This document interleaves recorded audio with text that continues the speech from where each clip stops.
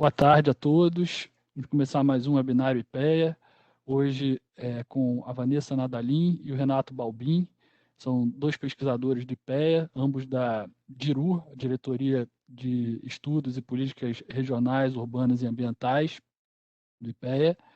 E o tema de hoje envolve políticas habitacionais e oportunidades.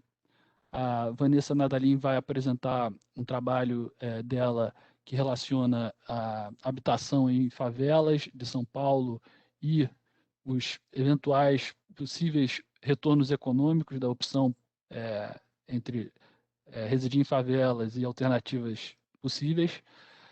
E, em seguida, o Renato Balbin vai nos apresentar uma avaliação prospectiva que ele fez sobre o programa Casa Verde e Amarela. É parte de um trabalho mais amplo que ele elaborou e que está em edição, mas envolve analisar a legislação, enfim, a documentação do programa, que ainda está no início, e as perspectivas de resultados que possam vir a acontecer a partir desse programa. Então, muito obrigado a todos, em especial a Vanessa e ao Renato. Eu vou começar, então, passando a palavra à Vanessa. Por favor, Vanessa.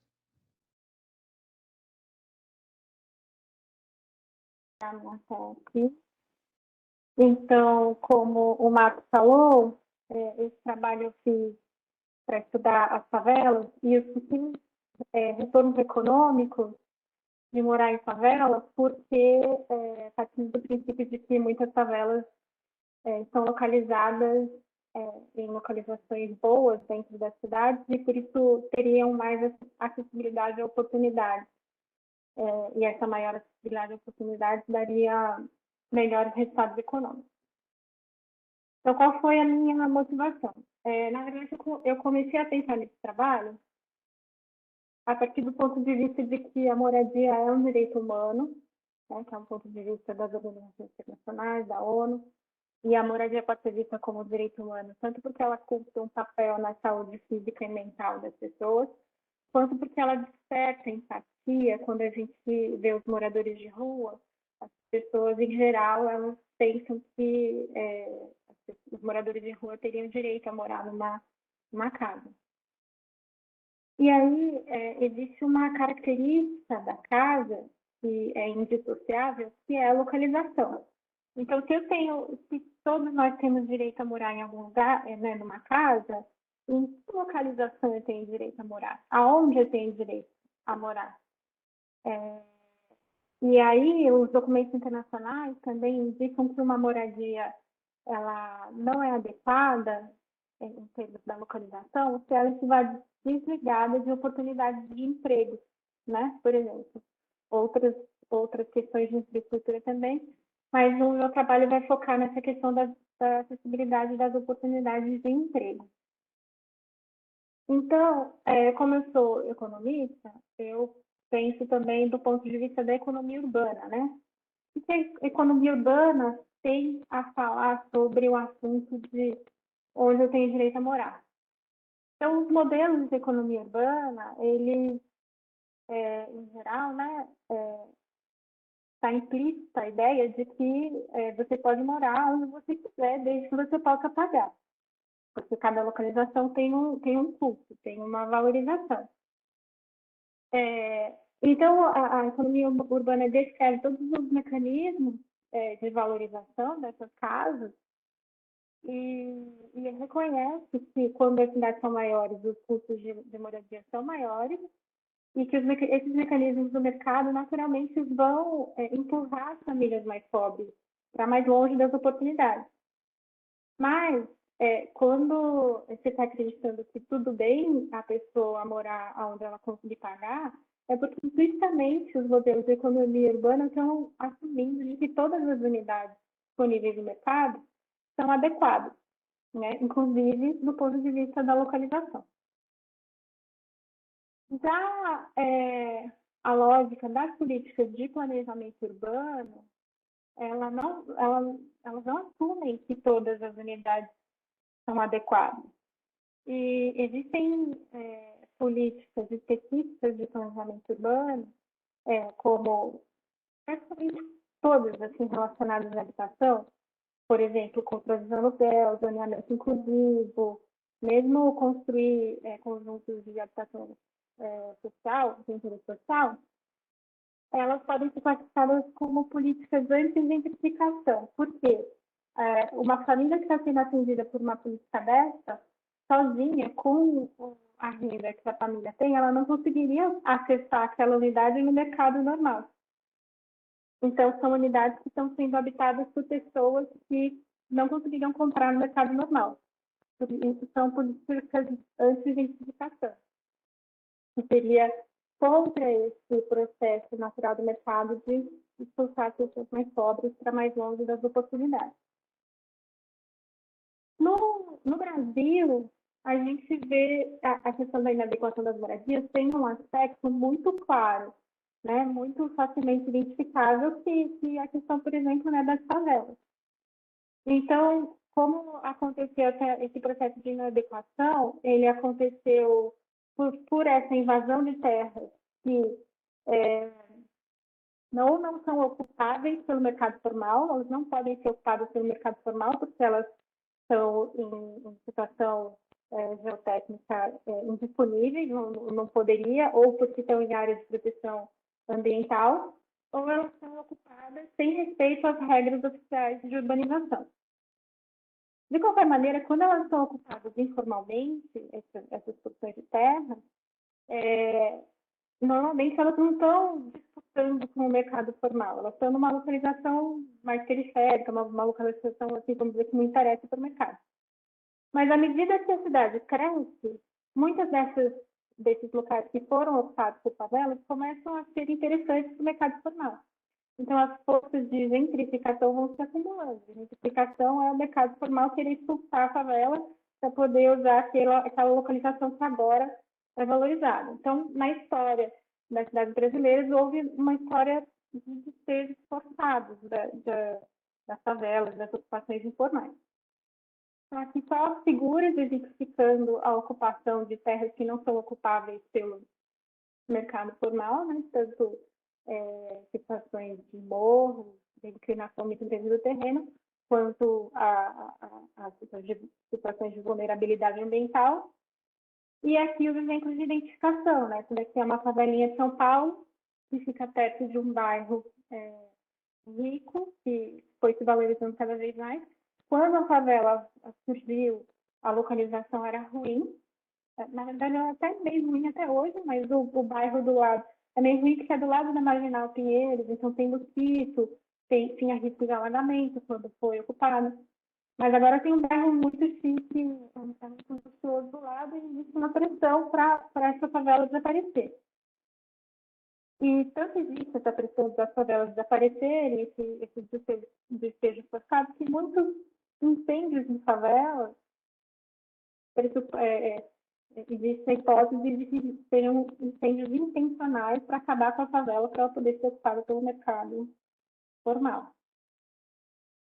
Então, tudo isso representa a minha motivação, né? Então, existe uma legislação urbanística específica brasileira que se chama Zona Especial de Interesse Social.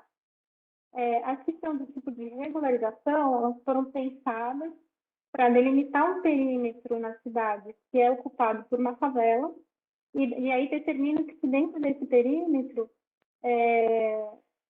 não pode, o solo não pode ser ocupado senão por habitação de interesse social. Às vezes tem uma porcentagem mínima de habitação de interesse social, enfim. Ou seja, é uma política de anti-gentrificação. Esse é o tipo, vamos dizer assim, mais comum de política de anti-gentrificação que a gente tem no Brasil. E qual que é a principal defesa assim, dessa política? É a defesa do direito à moradia, do direito à cidade, do direito a ficar onde se está. E na minha leitura dessa política, existe uma justificativa implícita desse tipo de política, que é quando as pessoas moram na favela, os moradores têm mais acesso à oportunidade, porque a cidade foi crescendo e a favela foi ficando em localizações ainda melhores. Então, eles estão numa situação de melhor acesso aos empregos formais da cidade, Então, implicitamente, você quer deixar as pessoas ali, não porque é uma favela, porque a favela tem vulnerabilidades explícitas, mas porque a localização daquela favela é uma boa localização. Então, a partir dessa motivação, qual a pergunta de pesquisa que eu delimitei para tentar empiricamente captar esse fenômeno? Então, é a seguinte: as favelas do município de São Paulo são uma estratégia para morar em melhores localizações para a população de baixa renda? Se sim, elas ajudam os seus moradores a terem melhores resultados econômicos, no caso, nos seus rendimentos? E aí, o que eu fiz? Eu dividi a cidade em duas áreas, e eu vou comparar os trabalhadores que moram na área que eu delimitei como se fosse periferia, contra os trabalhadores que moram numa área mais central. A área mais central é a área com mais oportunidades, a periferia é a área com menos oportunidades. Então, eu vou descrever os dados para ver se realmente, de fato, as favelas têm mais acesso à oportunidade, e depois eu vou fazer uma regressão para tentar chegar a um efeito causal da acessibilidade aos empregos nos rendimentos dos trabalhadores, e para checar se existe retorno heterogêneo para quem mora em favela dessa acessibilidade nos rendimentos. Eu usei a pesquisa Aldeia do Metrô de São Paulo, de 2017, porque ela me dava muitas informações socioeconômicas das pessoas e me dava latitude e longitude. Então, com essa latitude e longitude, eu tinha a informação espacial suficiente para eu definir se a pessoa mora em favela ou não mora em favela, e para eu ter uma informação também bem específica de acesso à oportunidade. A informação de acesso à oportunidade veio do Índice de Acessibilidade à Oportunidade, de 2017, que é um projeto lá da Diretoria de Estudos Urbanos do IPEA, do meu colega Rafael Pereira, está disponível nesse link aqui. E esse índice, ele é muito minucioso, ele usa as informações de todo o sistema de transporte público. Eu usei o sistema de transporte público de São Paulo. Divide a cidade de São Paulo em vários hexágonos de 356 metros de diagonal. E para todos esses hexágonos, ele calcula quanto tempo uma pessoa que mora naquele hexágono levaria para acessar cada emprego de todo o município. E daí, ele calcula qual a porcentagem de todos os empregos de São Paulo que seriam acessíveis em até 30 minutos, por exemplo. Aqui no meu trabalho eu usei 60 minutos. Então, para aquele hexágono, ele vai me dar X% de todos os empregos que são acessíveis dentro de 60 minutos, por exemplo. Né? E eu usei também os dados dos aglomerados subnormais do censo de 2010. Então, esse aqui é o primeiro resultado descritivo, vamos dizer, né? Esses pequenos hexágonos aqui, eu acho que vocês vão estar vendo o meu cursor. Essas pequenas bolinhas são os hexágonos do índice de acessibilidade. Ele está colorido. O vermelho é menos acessibilidade, o azul é mais acessibilidade. Aqui é a zona central de São Paulo, a Sé, da Paulista. Então, o primeiro resultado básico, só olhando para o mapa, você já percebe que as favelas que estão em preto, elas estão muito mais concentradas na periferia do que na parte central de São Paulo. E quando eu comparo as estatísticas descritivas, a proporção de pessoas morando em favelas na periferia é até maior do que a proporção de pessoas de baixa renda morando na periferia, por exemplo. Tem muitas favelas mal localizadas, ou seja, as favelas de São Paulo estão muito mal localizadas. É isso que a análise descritiva dos dados me informou. E aí, com essa análise descritiva, eu determinei o meu limite para eu estudar quem mora mais perto das oportunidades e quem mora menos perto das oportunidades.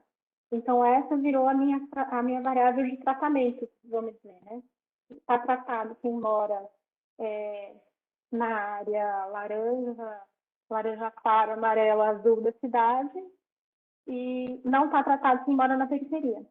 Então, eu estou tentando estimar o efeito causal de não morar na periferia nos rendimentos dos trabalhadores. E o efeito heterogêneo para quem mora em favela.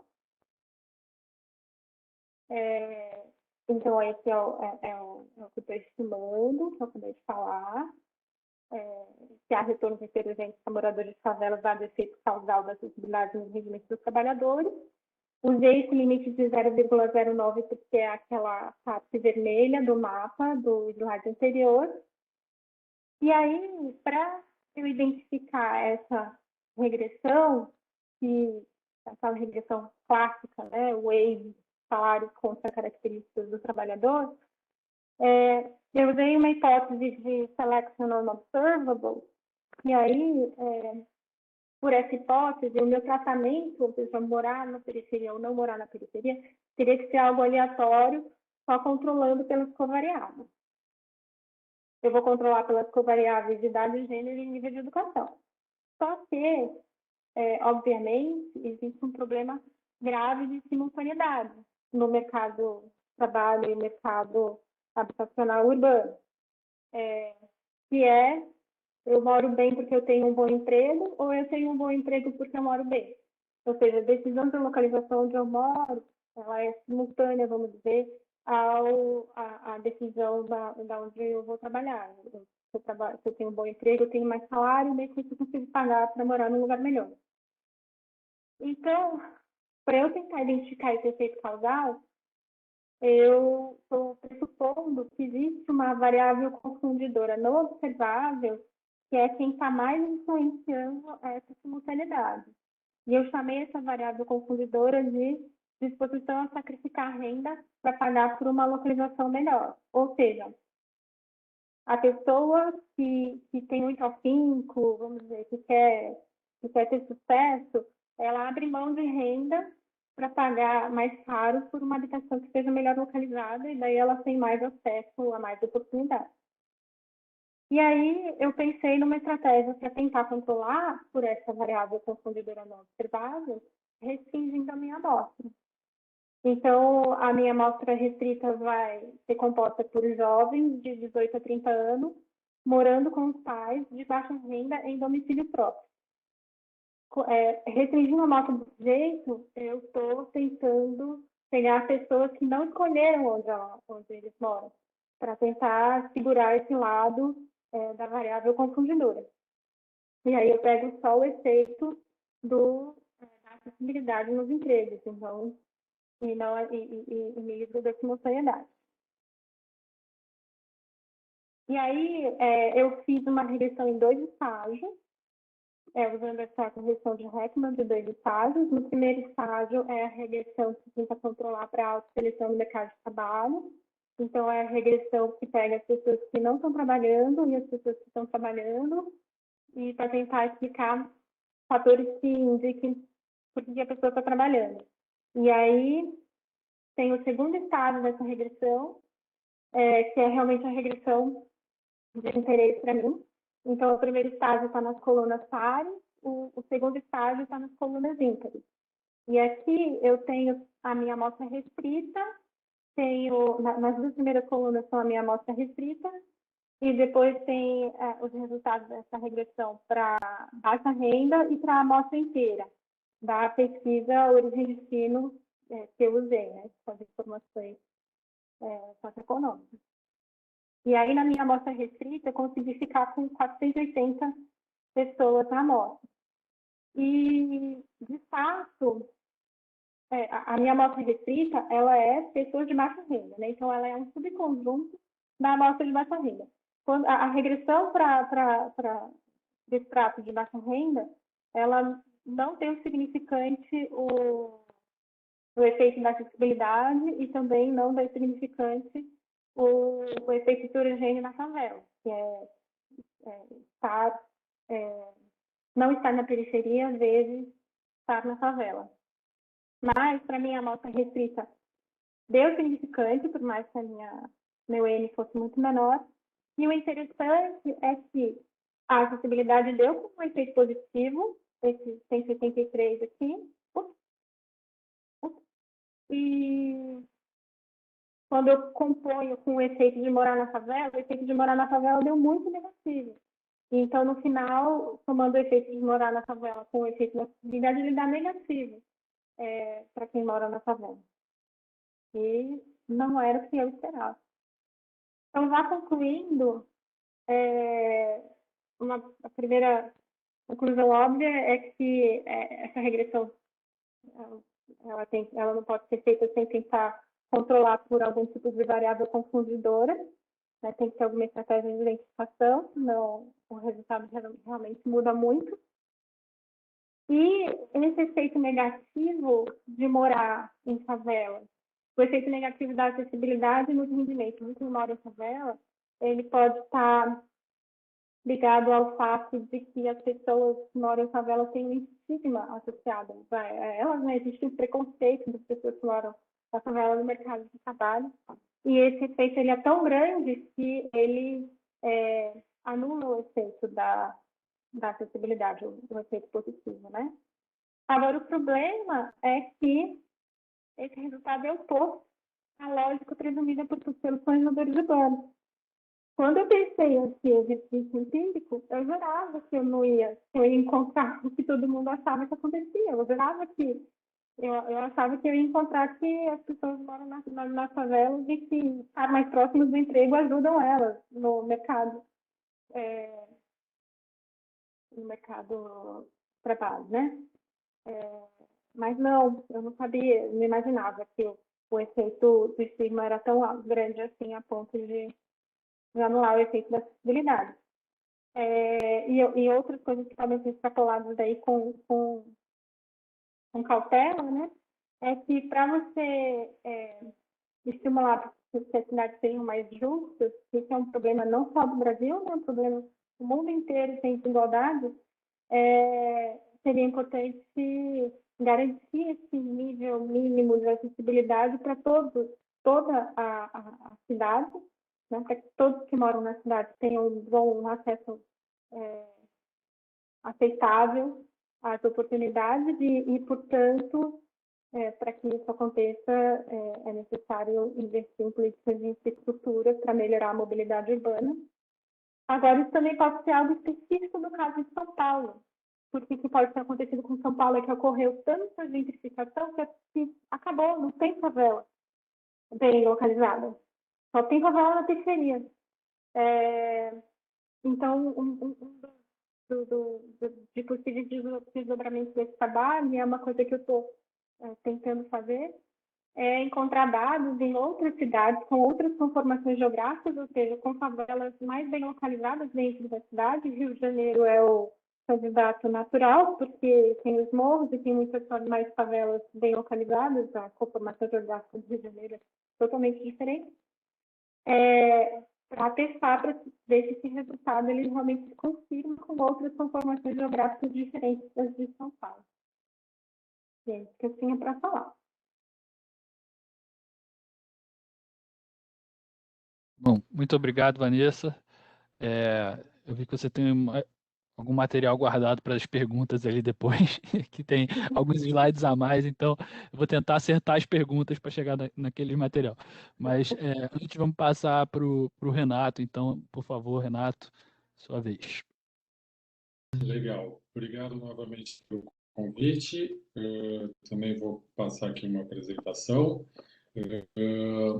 Bom, como o Marcos falou, é uma análise prospectiva aqui do programa Casa Verde e Amarela, até porque o programa ele ainda é bastante recente e, dado cortes orçamentários, etc., ele ainda não executou nada dentro dessa lógica do programa.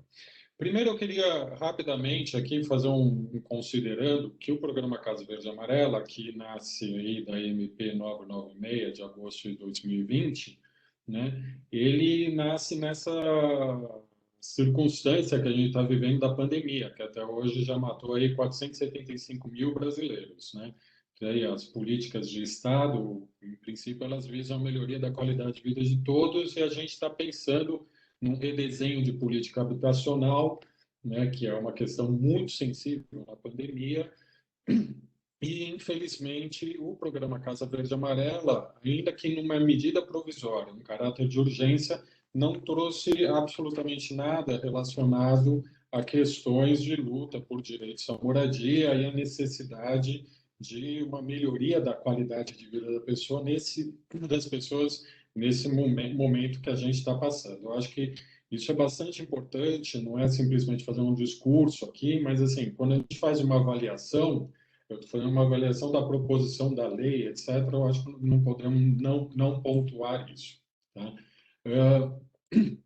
Seguindo, o objetivo geral aqui meu é apresentar o PCVA, eu chamo o Programa Casa Verde e Amarela, a partir dos marcos constitucionais e internacionais aí que o Brasil é vinculado, do direito à cidade sustentável. O direito à cidade sustentável está no Estatuto da Cidade, a função social da propriedade e o direito à moradia. Como objetivo específico, evidenciar as mudanças e continuidades na política e nos programas habitacionais e apontar aí possíveis impactos vis-à-vis a lógica da urbanização brasileira, que foi bastante legal, que a Vanessa já deu uma introdução aí, inclusive falando de ZEIS e toda a questão das favelas e tudo, né? Essa pesquisa, a análise teve como foco a gestão e implementação do PCVA, né? Então, ela tem é uma pesquisa que visa aí um público-alvo dos gestores públicos e também movimentos sociais. E, como eu já disse, é uma análise prospectiva. Aqui na apresentação, passar muito rápido, só é um TD que está ficando pronto, ele já está em parecer. A estrutura do TD tem toda uma introdução aqui à urbanização brasileira, né? E princípios da urbanização, alguns deles eu vou falar aqui, da espoliação, escassez artificial de terras, etc. O marco legal e depois, na sequência do TD em si, que vai ser o foco dessa apresentação, a parte mais aí do que é o programa, quais são as transformações que o Casa Verde e Amarela traz e que eu chamo aí que tem um tripé, um novo tripé na política de desenvolvimento urbano. O TD também traz uma série de quadros e fluxos, né, para fazer essa análise normativa. Eu vou mostrar alguns deles. E antes de então começar, eu queria colocar algumas notas metodológicas, né? Uma primeira falando do debate que foi feito nessa pesquisa com gestores públicos, a questão da análise por períodos e escalas e algum ou outro pontinho muito rápido do princípios da urbanização brasileira que a gente não pode deslocar a análise do PCVA ou de qualquer política daquilo que é a lógica da nossa urbanização. Bom, aqui falando da pesquisa que foi feita com gestores. Janeiro, fevereiro e março, eu fiz um grande grupo com o pessoal do GDF, que a gente estruturou a lei do PCVA nesses 5 temas, né? Gestão, planejamento, destinação de imóveis, provisão habitacional e regularização, e fomos olhando cada um desses temas lá, olhando dentro da lei e as suas vinculações. Aí a gente buscou, nesses temas, sempre ver os impactos territoriais, os impactos econômicos sociais, no arcabouço legal e também no GDF. E para isso a gente definiu o que seriam esses impactos. E a ideia era colocar tudo isso numa matriz, né? Não aconteceu, e não aconteceu de conseguir colocar numa matriz, porque, como vocês vão ver um pouco mais para frente, o PCVA, a lei, né? Ela é muito embrincada de alteração de muitas outras legislações, né? E isso foi uma complexidade da gente conseguir construir aí uma análise mais matricial. Então, ficou assim, os impactos a gente não conseguia fechar muito, né? Bom, a outra nota metodológica é essa questão da análise por períodos e escalas, né? Eu já venho trabalhando há muito tempo com a questão habitacional e sempre trabalho em períodos e escala. Por que isso? Porque em cada momento que a gente pega nos períodos, a gente consegue ver alterações que acontecem e que organizam aquele arcabouço como um todo. Mas, ao mesmo tempo, o que a gente pode ver é que existem continuidades, né? Existem rupturas, mas também existem continuidades nessas políticas. E essas continuidades e rupturas, elas se dão em diferentes escalas. É isso que eu queria falar um pouco, para mostrar, porque eu vou mostrar um pouco mais para frente, continuidades do Casa Verde e Amarela, inclusive com o Minha Casa Minha Vida, ou mesmo com o BNH. Eu trabalho com esses 4 períodos, sempre trabalho com a política habitacional, de 64 a 86, 86 a 2003, 2003 a 16, e a partir de 16, o atual período. Tá? No TD tem lá cada um desses períodos, como anexo, está lá colocado quais são os principais marcos, né, dos períodos. Eu não vou passar por isso, é só aqui para exemplificar para vocês. E quem sabe, se alguém quiser mais informação, assim que o TD sair, dá uma olhadinha. Tá? E aí, a última nota metodológica que eu queria falar, que é a questão da expoliação e da expropriação urbana, e depois eu vou lá para frente falar do risco que a gente tem de que isso venha a ser institucionalizado. A Vanessa colocou um pouco a questão até de falar assim, poxa, quem sabe seja São Paulo, né? São Paulo já não tem favela bem localizada. Sim, as favelas foram basicamente expulsas da área de maior interesse do mercado. Quando ela coloca numa dos slides dela, ela coloca lá que isso é uma questão de ordem natural, o deslocamento das pessoas, né? Eu colocaria, viu, Vanessa, o entre aspas no natural, porque deslocar é o que faz mesmo, né? A questão econômica. Eu não sei se isso é muito natural, né? Natural para os interesses econômicos, e isso em São Paulo a gente vê muito claro. É importante frisar aqui essa questão que o Kovarik ele fala que a desordem urbana é instrumento essencial do funcionamento das nossas cidades. Né? As nossas cidades a gente fala muito o morro e o asfalto, a cidade dividida, formal e informal, e etc. Né? No nosso arcabouço do planejamento urbano, também a gente diz muito que falta planejamento. Né? O que a gente vê é que sempre houve planejamento, mas planejamento por uma parte da cidade e que excluía a outra parte da cidade porque ela não se adequava naquela regulação que colocava o preço da terra no alto. Né? Bom, essa outra parte da cidade que vai ocupando, sobretudo, a periferia, é aquele que é o terceiro ramo da produção habitacional no Brasil, que chama, que é o autoconstrutor. Ele é responsável pela maior parte da cidade. O fato é que a gradual consolidação dessas periferias, via lutas sociais, via benfeitorias, regularizações fundiárias, etc., acaba aos poucos inserindo partes da cidade na cidade do lado de cá, na cidade dita formal, né? A cidade do interesse do mercado. Com isso, há uma revalorização e expulsão das pessoas. Essa lógica, assim, me parece bastante em conteste e a gente tem que considerar isso quando a gente olha a proposição de uma política. Aqui, só para falar assim, voltando, continuando com o risco da institucionalização da expoliação, né? Lá atrás, quando a gente saiu de uma sociedade nos anos 40 em que o acesso à moradia se dava basicamente pelos aluguéis e houve o congelamento dos aluguéis, começou a história do mito da casa própria, a gente tem vários estudos que mostram que esse congelamento de aluguéis não era simplesmente para assegurar a moradia para as pessoas, mas para reduzir o custo da reprodução da força de trabalho. A informalidade, a autoconstrução, também reduz esse custo de reprodução da força de trabalho, uma vez que ela é do dispêndio da própria família. Né? Num modelo de desenvolvimento, vamos dizer, padrão, né? Padrão dos planos urbanísticos, dos guias de urbanização que veio do norte para os países do sul, o que a gente tem é a oferta de lote urbanizado, mais um planejamento funcional da cidade, resulta no desenvolvimento. É basicamente isso. O que a gente tem num padrão, aí, um modelo de subdesenvolvimento, é que a autoconstrução mais a informalidade diminui o impacto do salário e você acaba tendo como resultado essa cidade, esse desenvolvimento corporativo fragmentado.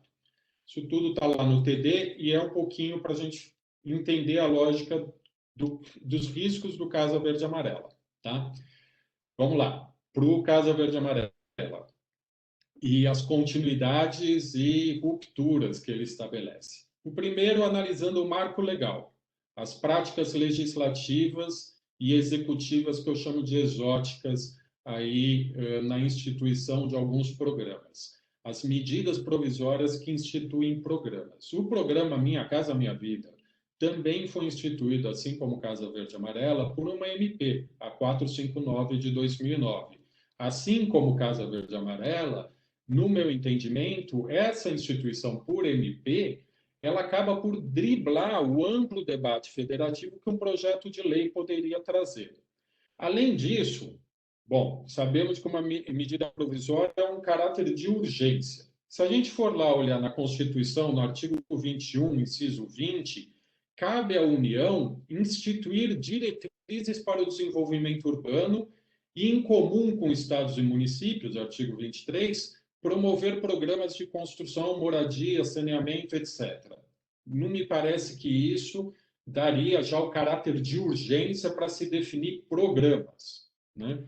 Nos dois casos foi feito. Há uma situação que me parece mais grave, no caso do Casa Verde Amarela, porque ele revoga ou altera profundamente um marco legal e programático pré-existente. Existia Sinis, Finis, Minha Casa Minha Vida, etc.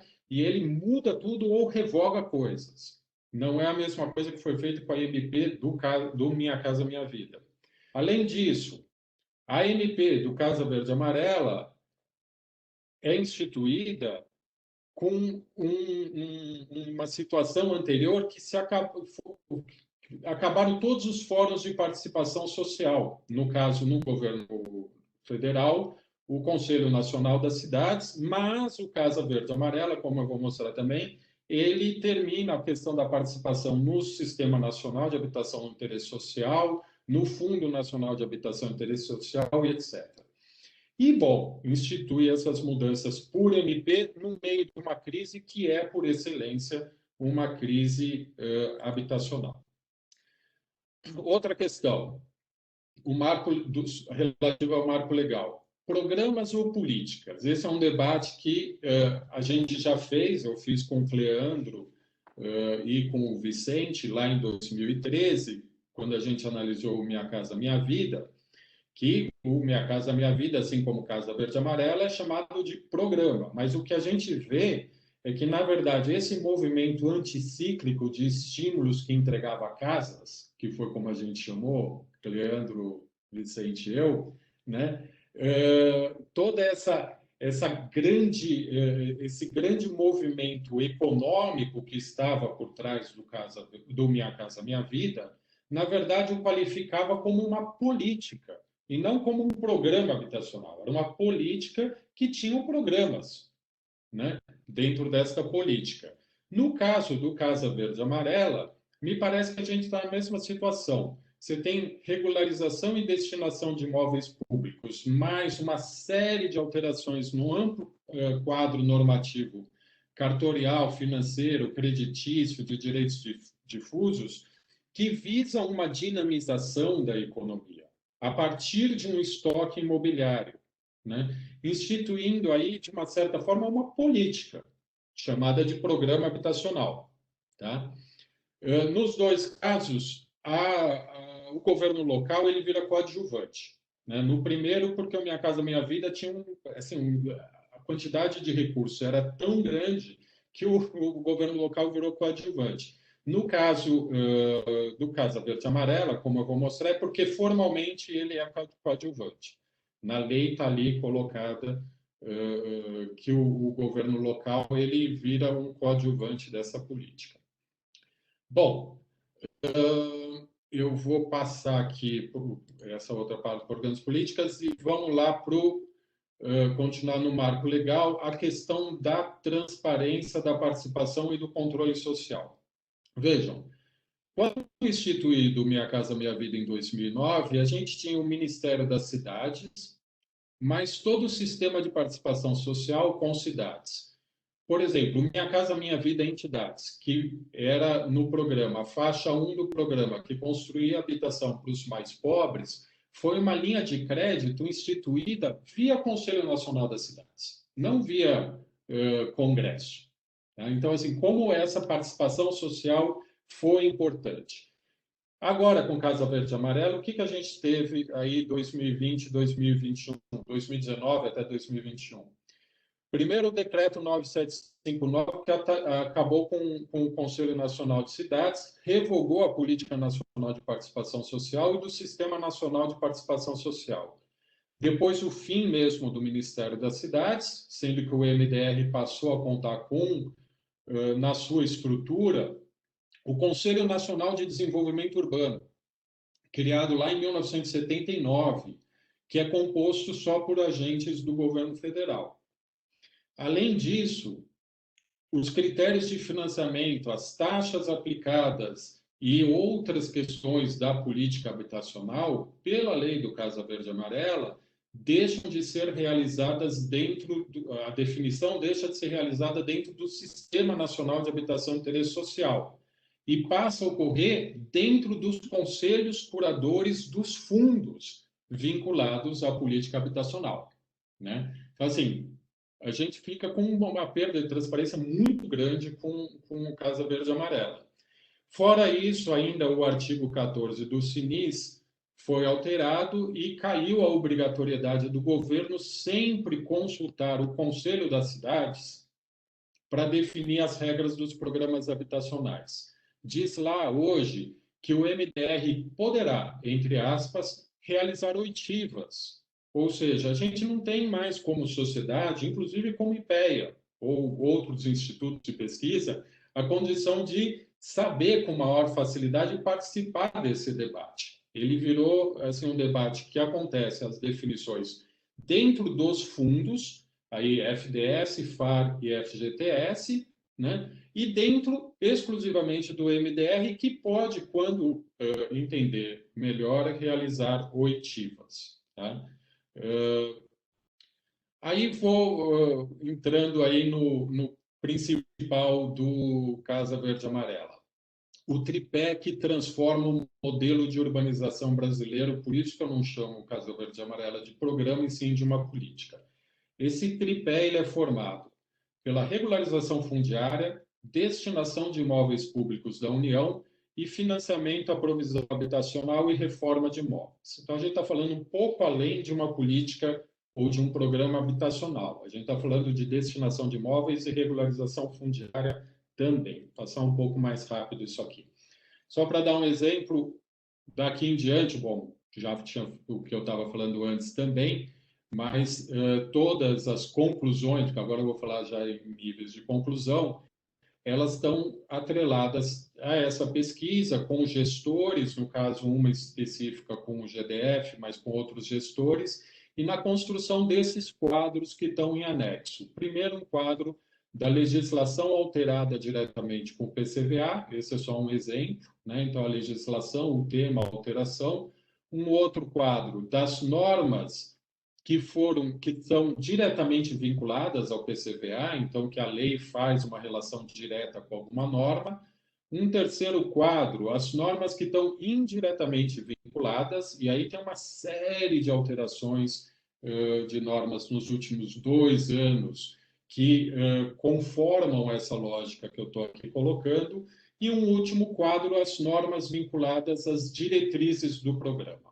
Porque é curioso, como outros programas, pelo menos no desenvolvimento urbano no Brasil, se você olha, as diretrizes são fantásticas. Assim, a gente cumpre todos os acordos internacionais, a Constituição, etc. Quando você olha mesmo dentro do programa, fica difícil você ver como que aquilo tudo vai ser feito, né? Bom, nesse tripé, o primeiro ponto, os imóveis públicos da União. Os imóveis públicos da União, entrou esse tema dentro do programa da lei, né, do Casa Verde e Amarela, através de uma emenda do relator da MP, o deputado Isnaldo Bulhões. Entrou o artigo 7º da lei. Tá? Esse artigo 7º da lei é o formato exato do que viria a ser depois lançado pelo Ministério da Economia como programa Aproxima. Esse programa Aproxima, entretanto, ele era anterior à lei.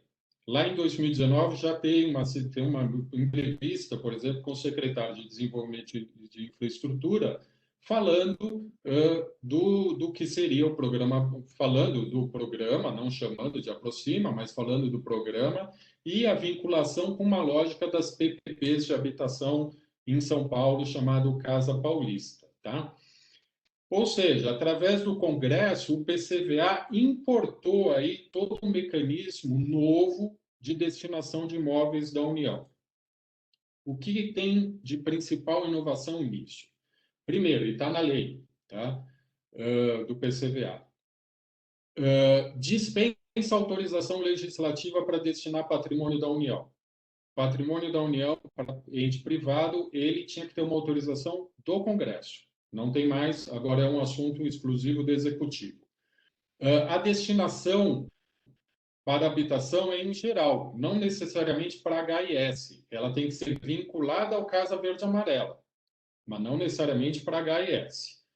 A destinação pode ser para qualquer uso, desde que as contrapartidas sejam em habitação, e aí eu vou entrar mais detalhado isso para frente. Outra mudança, a transferência da propriedade plena dos imóveis. Anterior a isso, na história, era através de concessão de direito real de uso. Agora é a transferência da propriedade plena desses imóveis para o privado. Por força da lei, também é uma alteração, não pode ter qualquer tipo de pagamento por esses imóveis em pecúnia, em grana, só em serviços, benfeitorias, etc. Não há qualquer previsão de controle e transparência. O critério único para a destinação desses imóveis é o maior nível de contrapartida não pecuniária, que pode ser em obra, infraestrutura ou serviço, vinculado à habitação de maneira geral. E uma questão bastante curiosa, que a avaliação dos imóveis ela deve ser feita anterior à mudança de uso dos imóveis da União. Tá? Então, ou seja, anterior ao imóvel cumprir a sua função social. Porque a função social é a melhor função para o coletivo que o imóvel pode cumprir. Tá?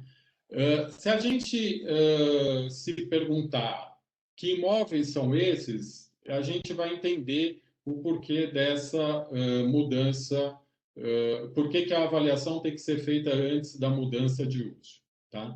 O fato é que essas transformações dão total segurança na viabilidade dos empreendimentos, e isso ainda é reforçado por 3 outros pontos na análise. Como eu disse, a avaliação dos imóveis antes da mudança de uso. As mudanças de uso devem ser realizadas pelo município para que o proponente possa apresentar uma proposta de receber esses imóveis, e os serviços e outros componentes que não necessariamente relacionados à habitação podem ser dados como contrapartida. Tá? Aqui eu vou pular porque eu estou falando demais, como sempre, já falei, eu acho que 20 minutos, qualquer coisa você me corta aí, Marcos. Mas está lá todo um fluxo desses imóveis. Em suma, o que dos imóveis públicos da União? Os terrenos da União, o fato é, eles entrarão no mercado imobiliário via gabinete único, o MDR, no Executivo Nacional, na medida exclusiva do capital imobiliário, do interesse do capital imobiliário, que quem propõe o uso desses imóveis, né, flexibilizando a legislação local, a preço muito aquém do seu potencial e das funções sociais que eles podem cumprir, e com toda a segurança do investimento do privado, que, na verdade, só é efetivo o investimento a partir do momento que suas modelagens econômica, financeira, jurídica e urbanística, ou seja, o projeto de intervenção que é apresentado na licitação, possam ser inteiramente reconhecidos e assegurados pelo poder público. inclusive com compromisso legal, está lá na lei, do município fazer a mudança na regulação urbanística. Tá?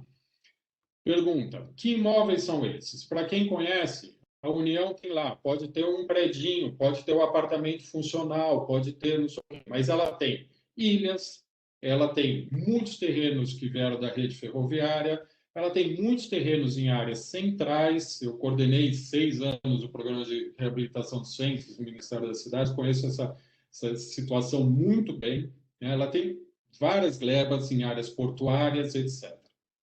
Então, assim, é muito difícil não imaginar, numa lógica dessa, que um consórcio de empresa, como acontece sempre, né? E assim, essas grandes urbanizações, um consórcio de empresas se reúna, faça uma proposta. E vai fazer uma proposta numa área que é, por exemplo, portuária, vai ser avaliada com isso, paga em serviços ou num número X de habitação, né? E lá vai se poder construir absolutamente qualquer outra coisa. Tá?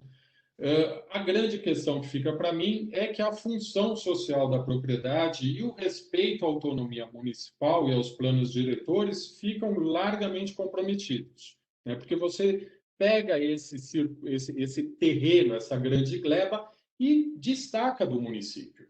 Né? Enfim, mas no debate a gente pode falar mais. Sobre a regularização fundiária, peço mais 5 minutos para vocês. A regularização fundiária, que é o outro ponto desse tripé, ela é baseada no FDS, Fundo de Desenvolvimento Social, que foi criado lá em 91, e ele foi utilizado apenas via crédito solidário, programa Crédito Solidário, que evoluiu depois por Minha Casa Vida e entidades. O FDS tem uma particularidade, que ele só pode financiar o privado, né? O setor público não pode recorrer ao FDS. Tá? No caso, agora, o FDS ele vai ser utilizado, não existe mais habitação para essa faixa 1, o que existe é regularização fundiária e melhoria habitacional. Né? O FDS vai disponibilizar financiamento para moradores via empresas, né, realizarem a REURB-S, que é a regularização fundiária de interesse social. O fato é que, pela lei, a REURB-S deixa de ser uma obrigação exclusiva do poder público, que era antes. E também não é mais obrigatória a regularização urbanística. Então, essa regularização ela vira uma questão cartorial, que a grande lógica, que me parece, é essa, de você pegar essas áreas, dar uma formalização cartorial, tá? Para poder colocar esse estoque imobiliário nas ideias do Banco Mundial, do Desoto, etc., de colocar esse estoque imobiliário no mercado formal. Tá? Só que tem um pulo do gato ainda em tudo isso. Né? Quem está pagando por essa regularização fundiária é o beneficiário, que é o pobre, o de interesse social. Que até o momento anterior, quem pagava por isso era o poder público, porque se entendia que essa pessoa ela foi obrigada a morar nessas condições, o que é diferente de uma pessoa, por exemplo, da classe média ou um rico, que ocupa também irregularmente por livre e espontânea vontade ou por simplesmente achar que está ganhando alguma coisa a mais. Tá? A lei ela traz essa inovação aqui, né, que é esse agente promotor, que é a empresa de regularização fundiária. O agente promotor de regularização fundiária, ele é responsável, segundo a lei, por selecionar áreas, propor estratégia de regularização, apresentar proposta, negociar a anuência do poder público com essa proposta, assinar o contrato de financiamento junto com as famílias e executar a regularização fundiária. Tá? Tirando essa última incumbência, executar a regularização fundiária, que empresas já sempre fizeram, o poder público contrata, ou faz, mas muitas vezes contrata, todas as outras eram estratégias do município, que foram tiradas do município. O município pode fazer, não foi tirada, mas o fato é que agora o privado pode fazer contando com o financiamento das famílias. Ou seja, sobra ao poder local aderir ao programa e anuir as propostas apresentadas. Tá?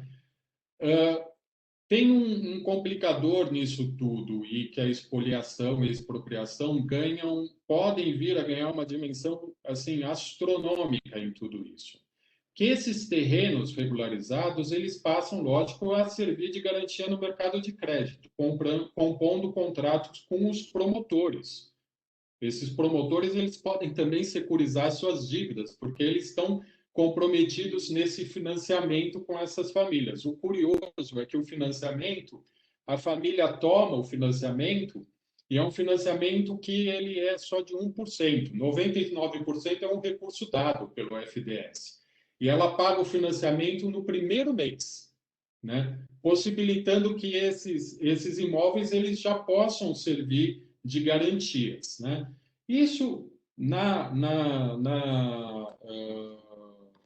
nas formulações que existem sobre políticas urbanas no mundo inteiro, estão aí identificados com as leis, vamos dizer assim, propostas pelo Hernando de Soto e pelo Banco Mundial de transformar as pessoas em bankables, né, e colocar esse imobiliário que se entende imobilizado no mercado dito formal. Bom, eu vou parar um pouco aqui, porque eu posso voltar. Bom, só falar aqui uma última coisinha. A questão das EIs, por exemplo, que a Vanessa levantou, né? As EIs foi um instrumento criado nos municípios e que o Estatuto da Cidade, lá em 2001, reconhece na União, né? Está ligado à redemocratização do país, etc., para assegurar que essas áreas que vão passar por um processo de reurbanização, pelo menos parte da população que tem direito pela ocupação da área, o uso capião depois de 5 anos, ela fique naquela área, né? Que a mudança urbanística dessa área, por exemplo, uma favela, porque não dá para simplesmente você transformar com arruamento, caixa de 12 metros, tudo como se fosse uma cidade do plano de urbanização que a gente importou e tudo mais, que as mudanças urbanísticas, se feitas, e já que elas não estão em conformidade com todo o resto da cidade, que elas se façam no benefício do coletivo.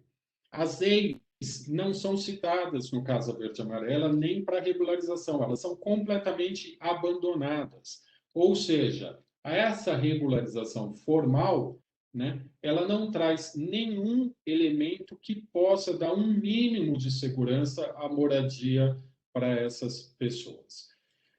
E só, eu teria um pouco mais a dizer, mas eu sei já que me alonguei, falar do outro tripé, que é bem rápido, que é o da provisão habitacional. O fato da provisão habitacional e se chamar um programa habitacional é o seguinte: não há qualquer mudança na provisão habitacional a não ser o fim do Minha Casa Minha Vida entidades.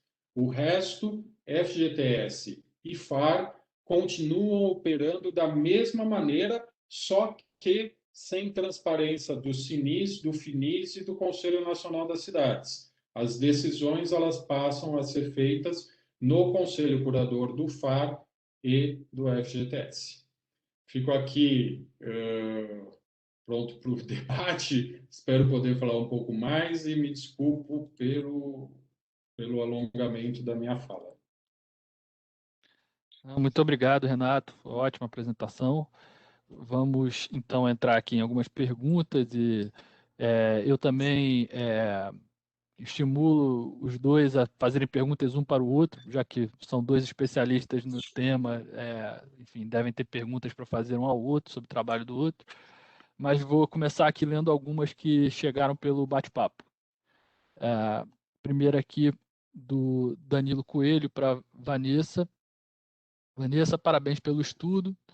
A grande quantidade... Vou fazer primeiro duas perguntas do Danilo para Vanessa. Tá? Parabéns pelo estudo. A grande quantidade de pessoas que ganham salário mínimo, o baixo número de favelas em locais com alta acessibilidade e o baixo número de observações talvez estejam afetando a significância dos seus resultados, não? E a segunda pergunta suponho que uma casa em uma favela com alta acessibilidade seja mais cara que uma em uma favela com baixa acessibilidade. Se isso for verdade, como você explica isso, tendo em vista os resultados encontrados no seu estudo? Então, Vanessa, por favor. Danilo, obrigada pelas perguntas. Então, a minha direção na qual eu tentei, vamos dizer assim, identificar o efeito causal, eu tenho significância estatística, por mais que a minha amostra seja pequena. A regressão com a amostra de pessoas de baixa renda é que eu não tenho significância estatística. Mas aí eu não tenho significância estatística exatamente porque essa regressão ela não está identificada. Então não tem que ter significância estatística mesmo. Agora, graças a Deus que eu tive significância estatística. Então, significância estatística eu tenho na regressão. O negócio porque eu acho que o meu problema é que, como eu tenho poucas favelas em uma área de alta acessibilidade, eu tive que, para manter um mínimo de favelas, vamos dizer assim, do grupo tratamento, eu tive que usar um limite muito baixo de acessibilidade. Então, a diferença ficou para quem está ruim para quem está menos pior.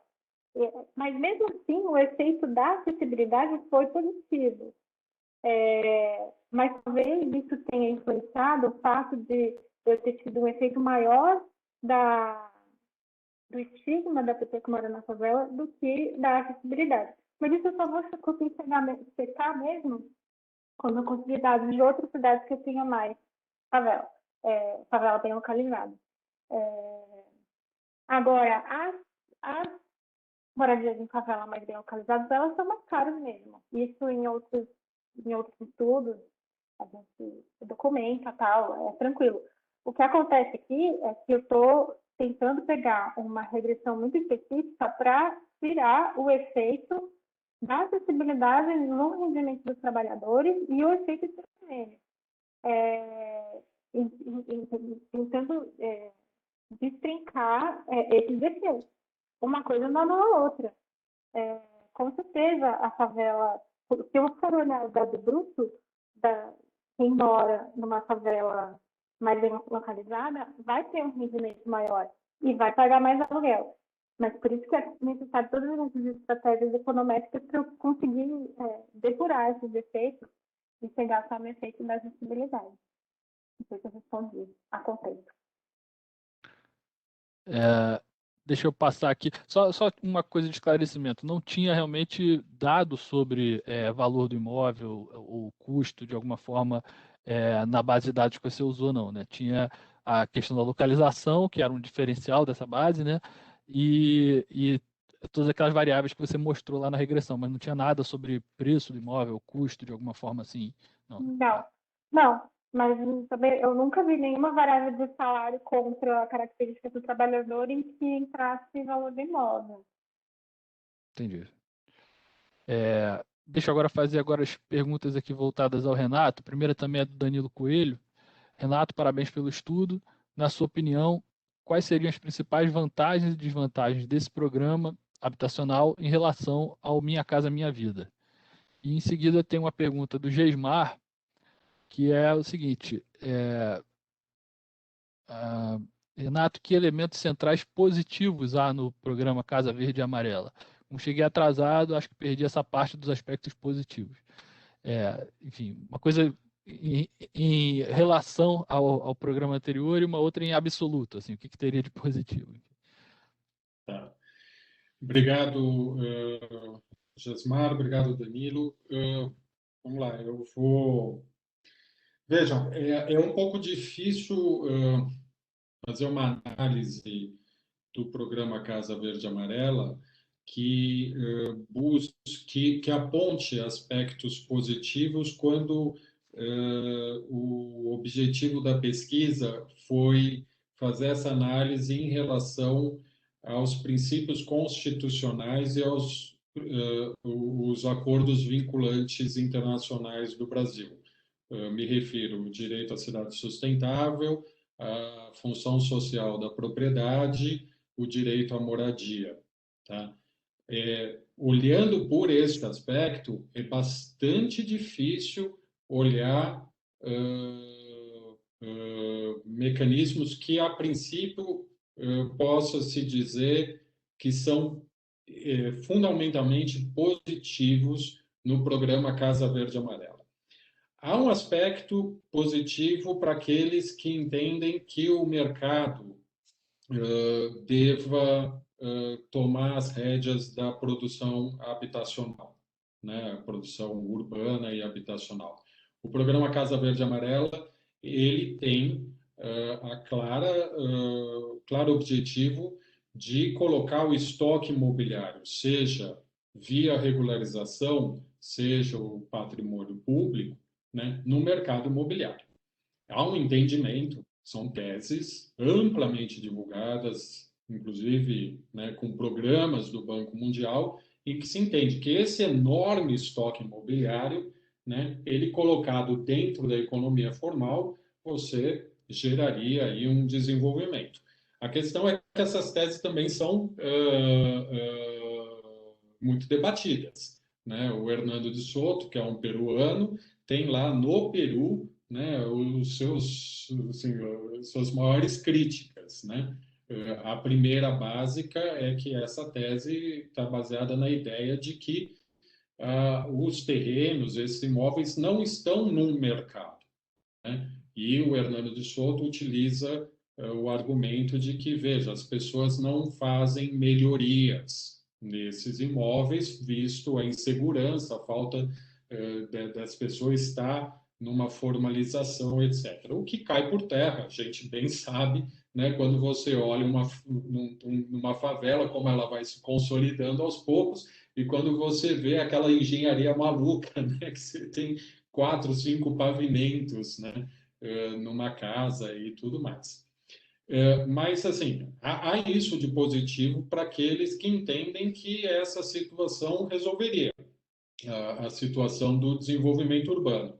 Eu não consigo ver isso como positivo, sobretudo quando a gente analisa e verifica que a maior parcela das nossas cidades, ela é produzida pelo mercado dito informal, né? E o programa não dialoga com esse mercado, né? Esse mercado, o diálogo que o programa faz é via REURB-S, Regularização Urbana de Interesse Social, de trazer para dentro do mesmo formato do dito mercado formal esses terrenos, e não de trabalhar com esse mercado que existe. Aí tem o Pedro Abramo falando da questão dos aluguéis da favela, todo o mercado imobiliário de favela, tem muita gente pesquisando como trabalhar com este mercado imobiliário, né?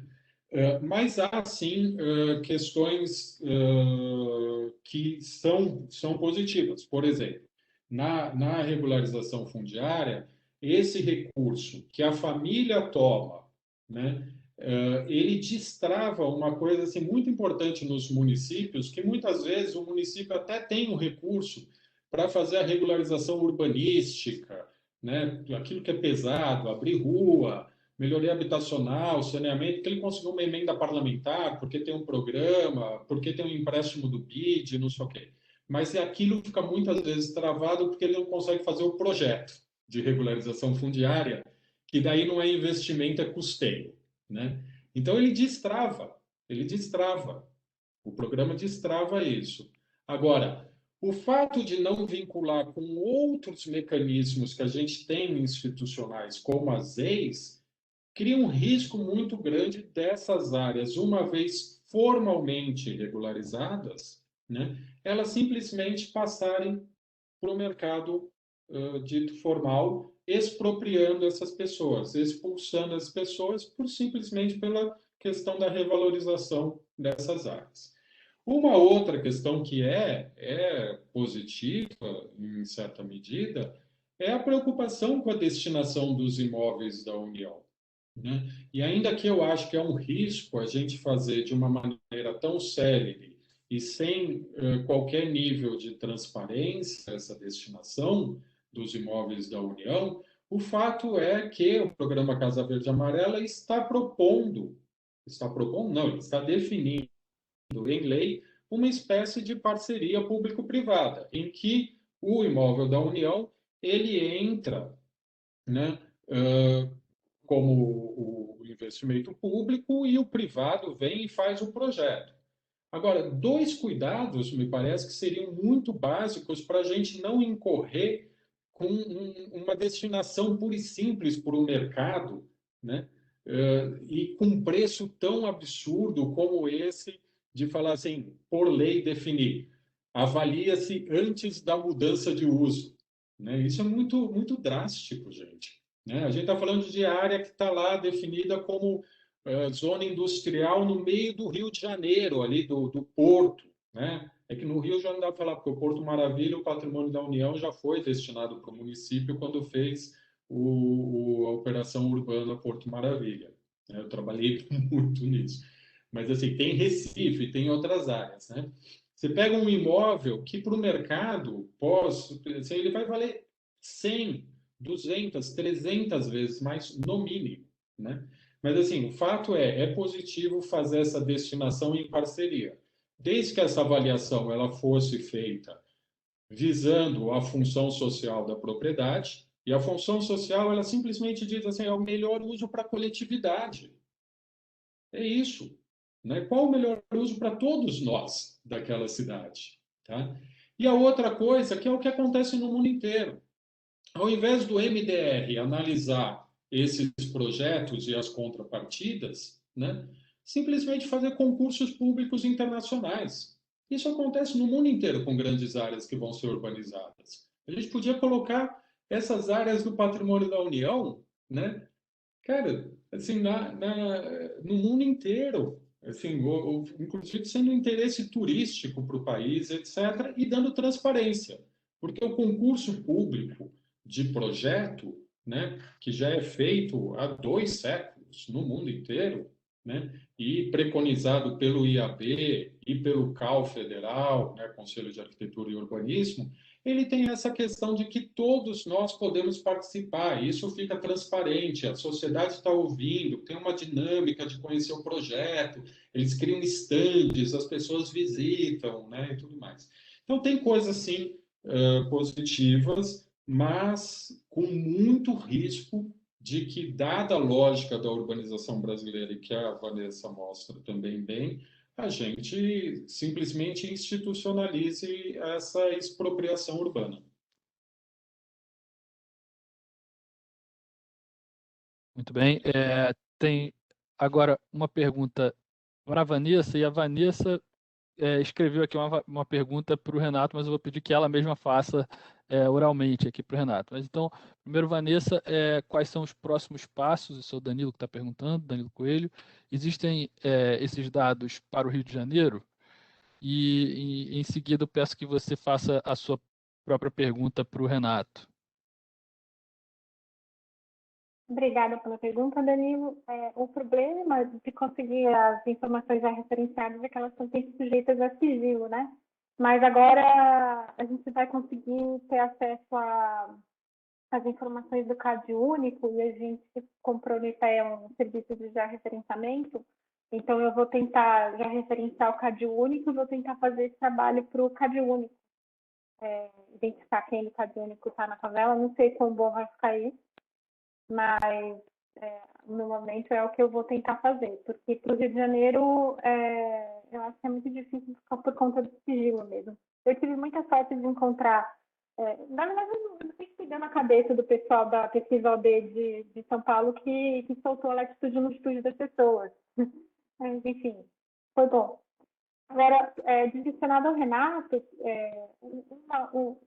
uma pergunta que eu queria fazer com relação a essa destinação de imóveis da União, que ele mais ou menos já comentou, mas além dessa questão da valorização do terreno, se a gente tivesse um percentual mínimo de utilização das unidades habitacionais construídas nos imóveis públicos, né, da União que vão mudar de uso, se tivesse uma porcentagem mínima de destinação para habitação de interesse social, sei lá, por exemplo, 50%.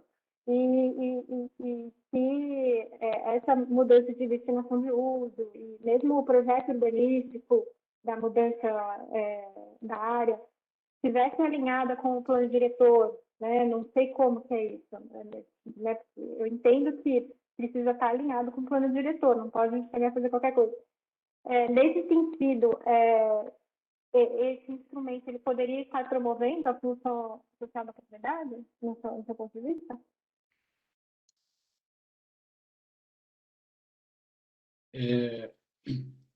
Veja, Vanessa, tem o risco. Primeiro, a legislação não fala de nenhuma vinculação com o plano diretor, nem nenhum outro instrumento que assegure moradia ou função social, etc. A questão que se vê, assim, é o risco muito grande. Isso, bom, você conhece as operações urbanas, né? Agora em São Paulo tem os PIOs e outros, tem no Rio de Janeiro, outras cidades, as propostas de interesse que o mercado faz, etc. O risco de tudo isso, assim, que ainda que o município vá falar assim, bom, não pode nada ser feito sem estar dentro do arcabouço do plano diretor.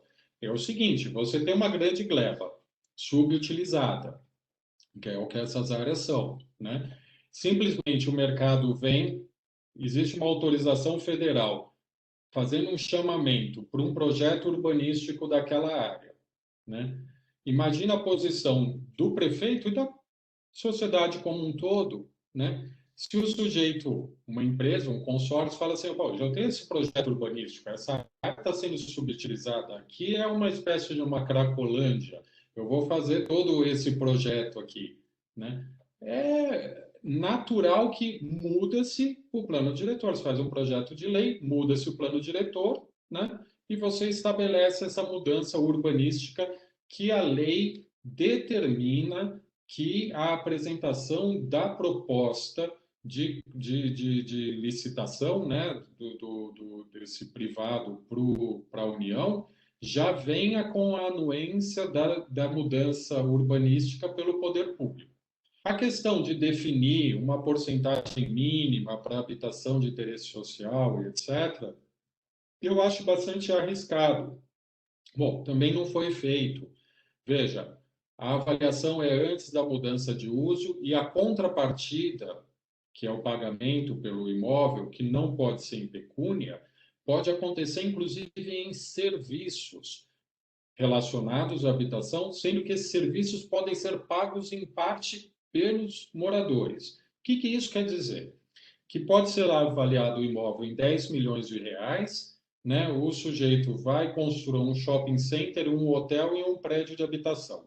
No prédio de habitação, ele coloca que o condomínio vai ser pago 90% pela empresa, né?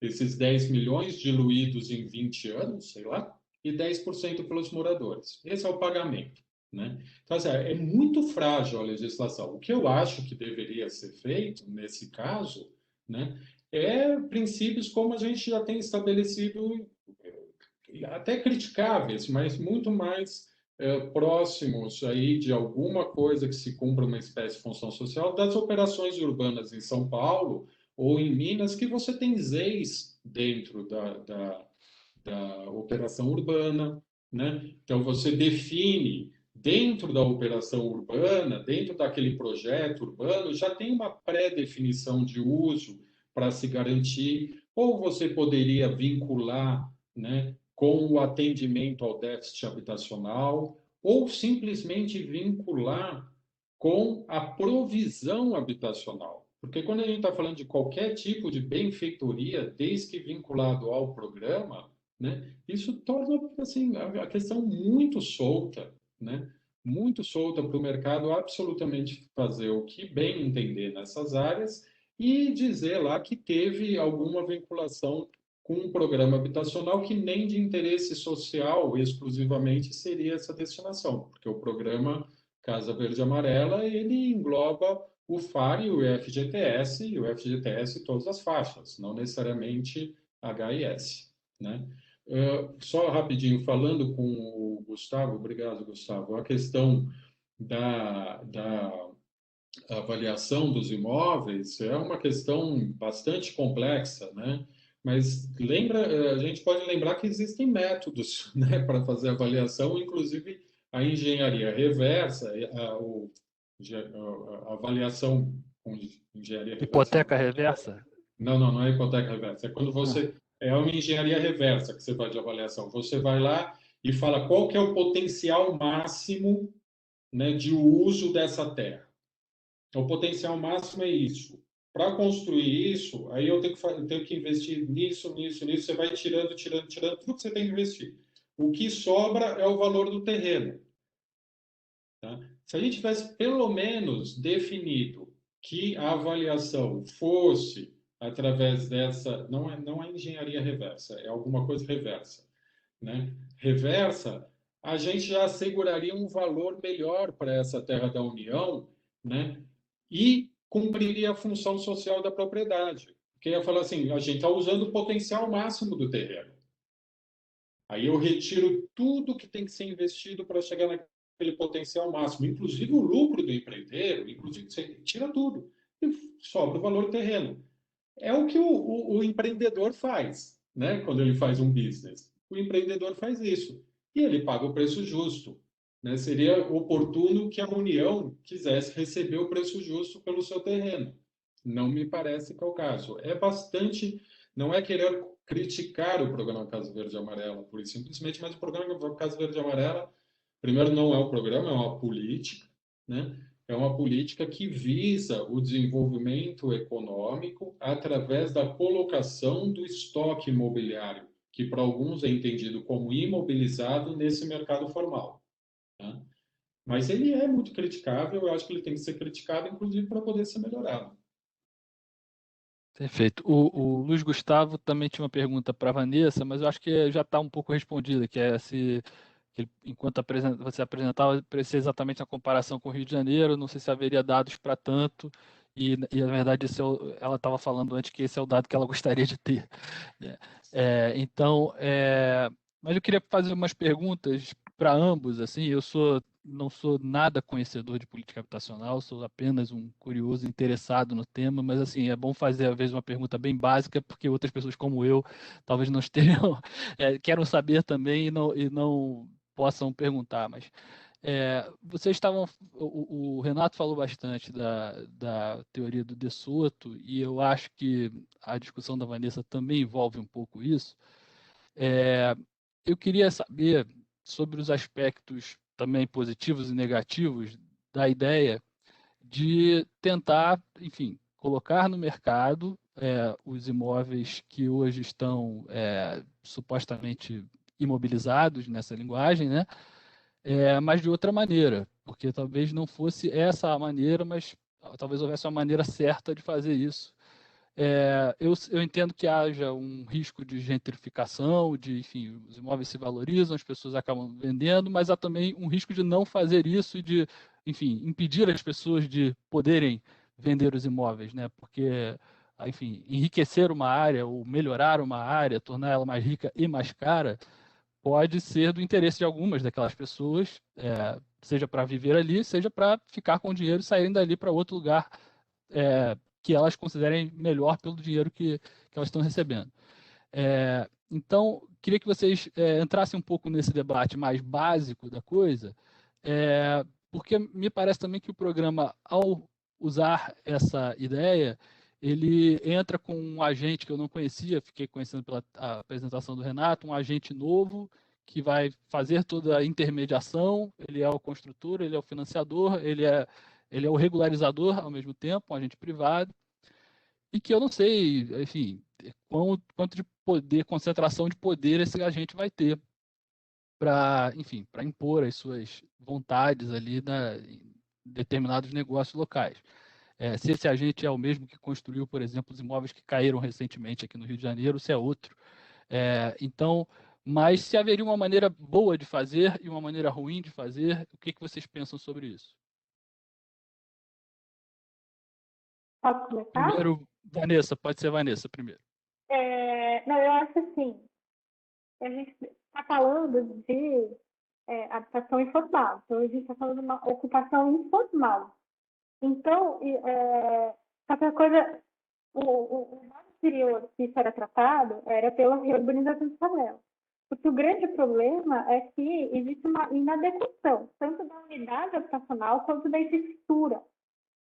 Então, o Renato mencionou, por exemplo, o trabalho do Pedro Abramo, que ele levanta os dados sobre mercado imobiliário informal nas favelas do Rio de Janeiro. Então, ele viu lá, por exemplo, que, como são bem localizadas, elas ficam bem valorizadas e está aumentando o mercado de aluguel. Aí, o que as pessoas fazem? Elas constroem em cima, porque vale a pena. Eu construo em cima, eu alugo, eu ganho uma renda extra. Eu construo mais em cima, eu alugo, eu ganho uma renda extra. O que acontece? Uma hora vai cair tudo, ou o negócio fica tão insalubre que começa a ter tuberculose, que nem tem na Rocinha. Por quê? Porque é uma ocupação informal. Ela não segue padrões urbanísticos mínimos. Então, existe esse risco que você está dissociando a formalização legal da formalização objetiva da estrutura daquele bairro. Para aquele bairro virar um bairro de verdade, você precisa ter um investimento enorme em infraestrutura urbana.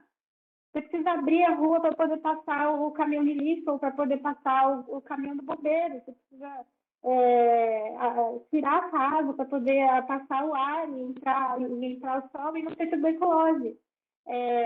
Só que isso não é o que vai ser feito.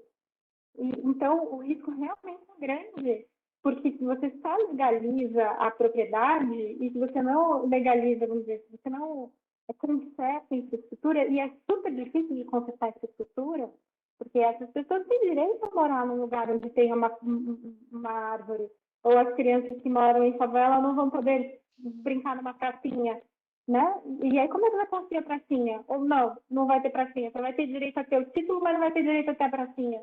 É muito mais difícil construir a pracinha do que dar o título. Então, tudo está pegando um atalho que é super perigoso, porque, segundo o próprio Pedro Abramo investigou, já está acontecendo, que é um escândalo. A pessoa que tem a propriedade ou vai começar a construir mais, ou a pessoa que morava lá e ganhou a propriedade vai sair por causa da gentrificação e quem comprar vai continuar construindo um em cima do outro para alugar cada vez mais e pronto. Tem que ter um mínimo de regra urbanística, tem que ter um mínimo de infraestrutura urbana, que é muito mais difícil de fazer do que simplesmente, só para provocar a discussão aí. O que você acha, Renato? Viu, Max? Eu vou pegar aqui o gancho da tua pergunta para voltar um pouquinho lá no tempo. Por isso que é necessário, para analisar esses programas, a gente entender um pouco a lógica da urbanização que a gente vive. O programa está sobre essa lógica, né? Ele dialoga com essa dinâmica histórica. O que a gente teve e tem no Brasil, mas que teve sobretudo, foi a gente importou os manuais de urbanismo funcionalista do norte para o sul. Tá? Basicamente, a cidade funcional, etc. E implantamos esse manual em parcela da cidade, que a gente reconhece, é onde a gente mora. Tá? A questão é que a gente não implantou em tudo, por inúmeras razões. Muitas vezes, me parece, pelo desinteresse do poder público, inclusive, de criar companhias loteadoras, urbanizadoras, de ir lá abrir arruamento e vender, né? Ou doar o que fosse, para as pessoas ocuparem, mas ocupar com o mínimo de dignidade. A gente não fez isso. Na história, o que a gente fez foi construir essa cidade e falar que tudo que estava fora dessa cidade era informal, ilegal, etc. E com um ambiente regulatório muito rígido, muito rígido.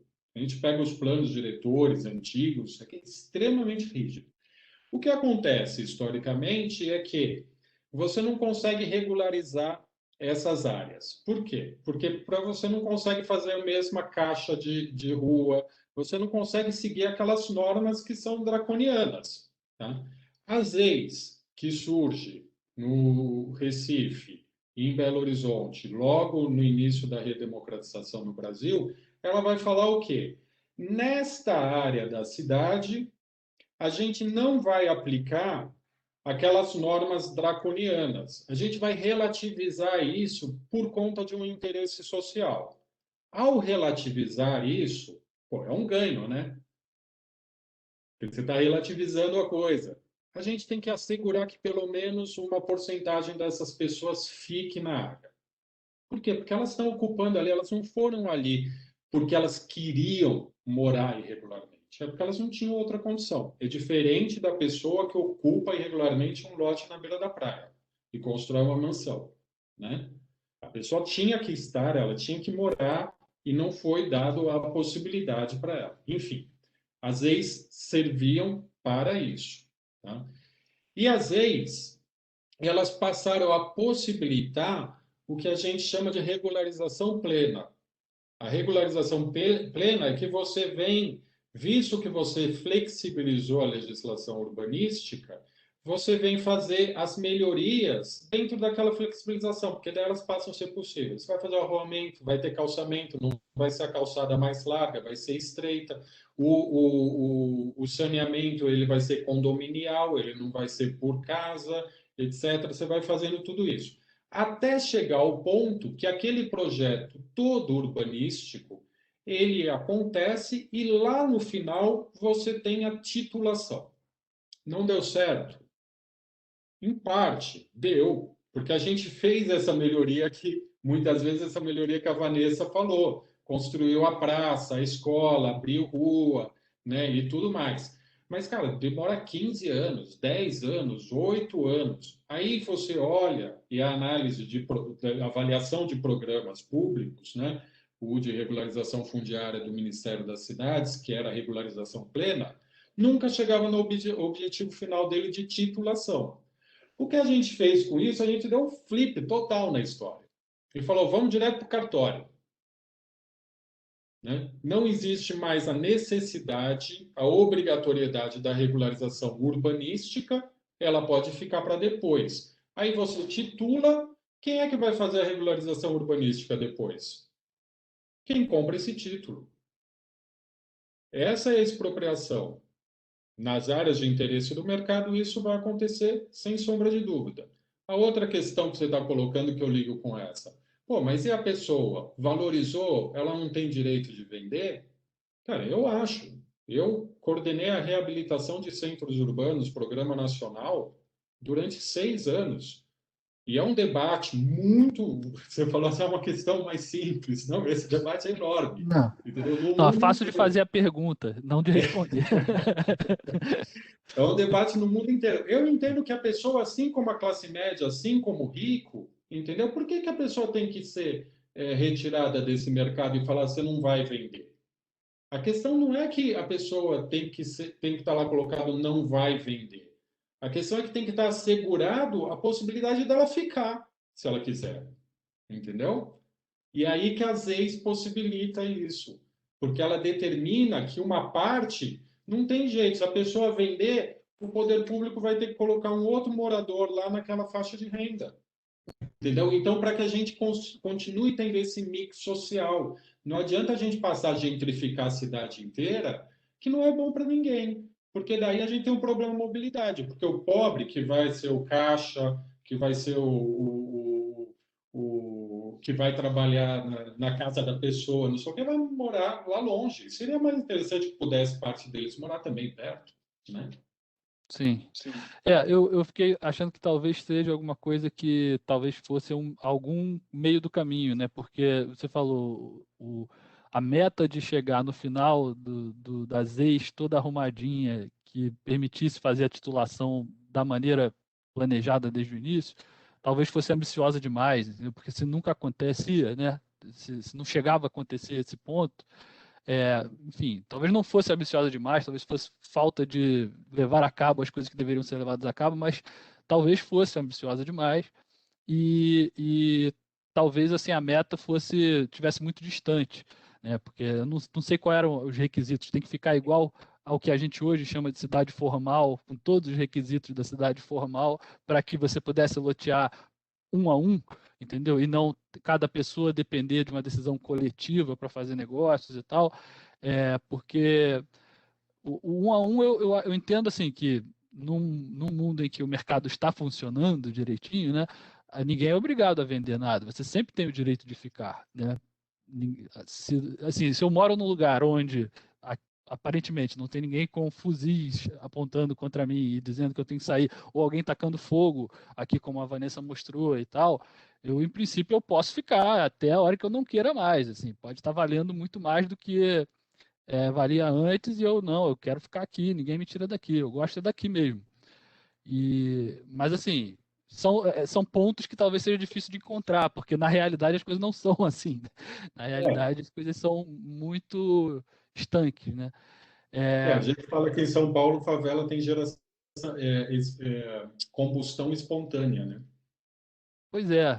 Enfim, eu não sei se também a titulação é uma, enfim, a expulsão por compra, entendeu? Talvez seja menos violenta do que a expulsão da forma como é feita, entendeu?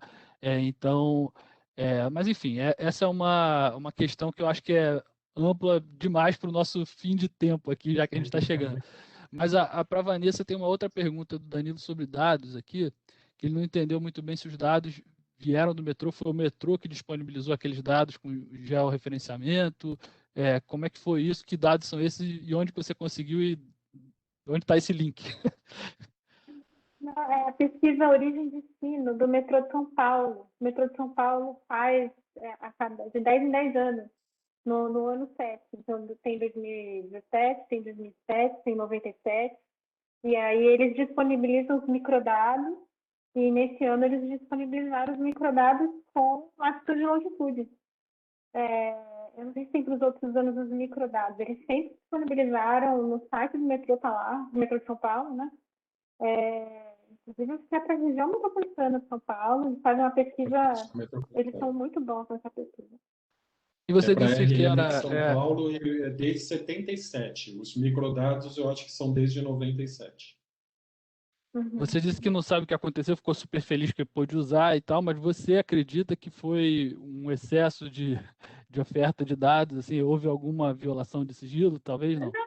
Eu acho que assim, eu sempre uso, a gente é muito da análise espacial, né? Então, eu pessoalmente acho que latitude e longitude não é uma informação sigilosa, né? Não me parece.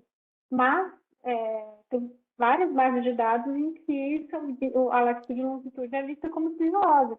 Tipo, por exemplo, a RAIS, né? Que eu já referenciei a RAIS, é um problema. Todo mundo fica me pedindo a RAIS referenciada, eu não posso dar, porque é uma informação sigilosa. Perfeito. Bom, então eu vou só agora pedir a vocês que façam considerações finais e eu vou em seguida falar um pouquinho da nossa agenda dos próximos seminários e agradecer a vocês dois pela oportunidade de ouvir os dois. Então, Vanessa primeiro, por favor. Então deixa eu só falar uma coisinha que eu queria falar no que vocês estavam falando anteriormente, que eu acho que é muito importante no desenvolvimento urbano brasileiro entender essa desigualdade na infraestrutura urbana.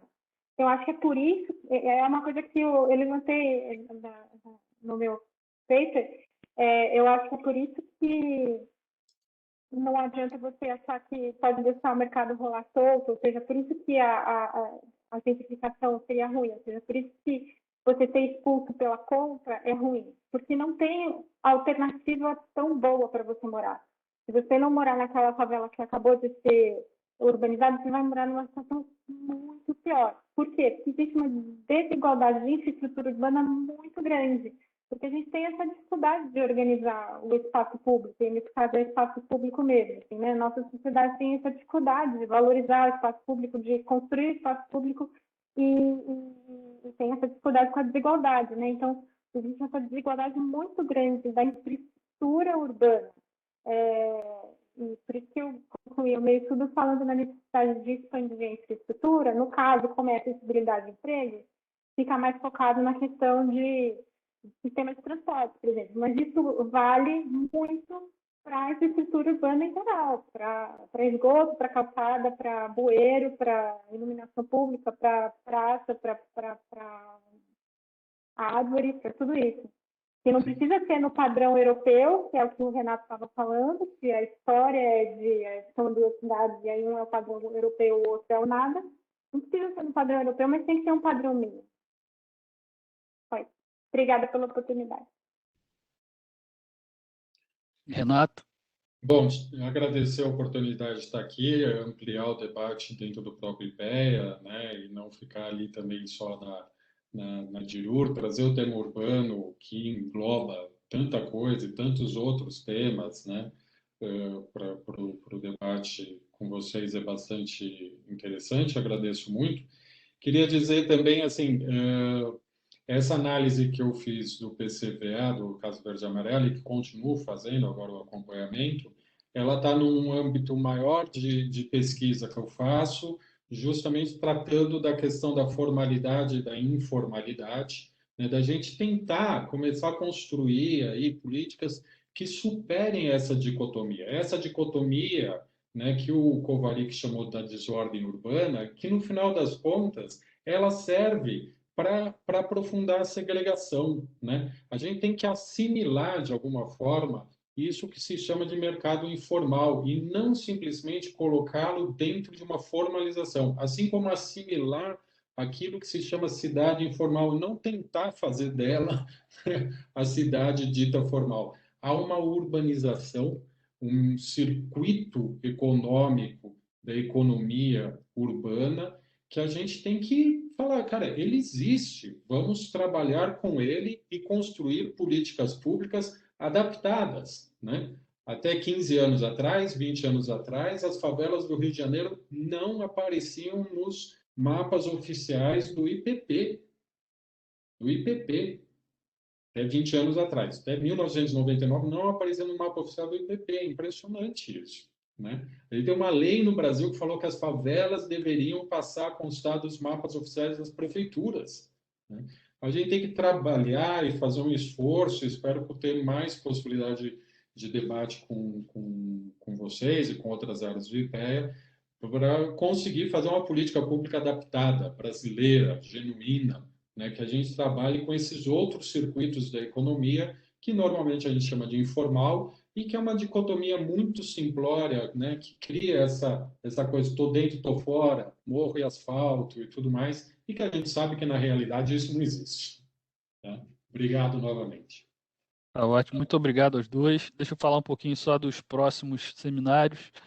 No dia, no dia 16, nós vamos ter, na outra quarta-feira, alternativas de cuidado a usuários de drogas na América Latina, desafios e possibilidades de ação pública, com o Roberto Pires e a Maria Paula, que são da DIEST, a diretoria do IPEA também, o Marcelo da Silveira Campos, da UFGD, e Nicola Walkman, psiquiatra bolsista da Fulbright.